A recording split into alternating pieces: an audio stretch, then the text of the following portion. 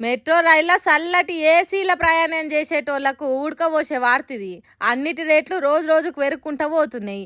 ప్రజల సంపాదన కరుగుకుంటూ పోతుంది. అట్లా కరుగుతున్న దాంట్లో మాకు భాగం ఎందుకు ఉండొద్దు అనుకున్నారో ఏమో. మేము కూడా జనం సొమ్మును విండుకుంటాం అన్నట్టు రేట్లు పెంచిండ్రు మెట్రో రైలు నడుపుతున్నోళ్ళు. ఇంతకు ముందున్న రేట్ల కంటే ఇప్పుడు 25% ఎక్కువ ధరలు దండిగేస్తారట ప్రయాణికుల మీద. అంటే ఇంతకు ముందు రూపాయి ఖర్చు అయితే ఇప్పుడు రూపాయి పావులు అవుతుందట. ఇక దగ్గర ఉన్న స్టేషన్ల నడుమ ప్రయాణం చేస్తే తక్కువలో తక్కువ 12 రూపాయల ధర నిర్ణయం చేసిండ్రట. బాగా దూరం ఉన్న ప్రయాణాలకు ఎక్కువ 60 రూపాయలు ఉన్న రేటును 15 పెంచి 75 రూపాయలను ఖాయం చేసిండ్రట. మెట్రో కార్డుల మీద ఇచ్చే ఆఫర్ కూడా తీసేసిండ్రట. ఇప్పటికే పార్కింగ్ ఫీజులు, టాయిలెట్ ఫీజులు వసూలు చేస్తున్న మెట్రో ఇట్లా రేట్లు పెంచుడుతోని ప్రయాణికుల జేబులకు కాసింత షిల్లు పడ్డట్టే అంటున్నారు.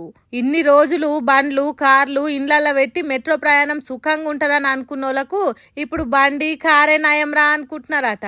ఇక దీని మీద ఇట్లా అడ్డగోలుగా రేట్లు పెంచుడు మంచిది కాదని ఎర్ర జెండా పాటోలు మెట్రో ఆఫీసుల ముందట ధర్నాలు చేసిండ్రు. సర్కార్ రేట్లు పెంచుకునే ఛాన్స్ మెట్రో వాళ్ళకి ఇచ్చినాక ఎవరైనా చేసినా ఆగుతుందా?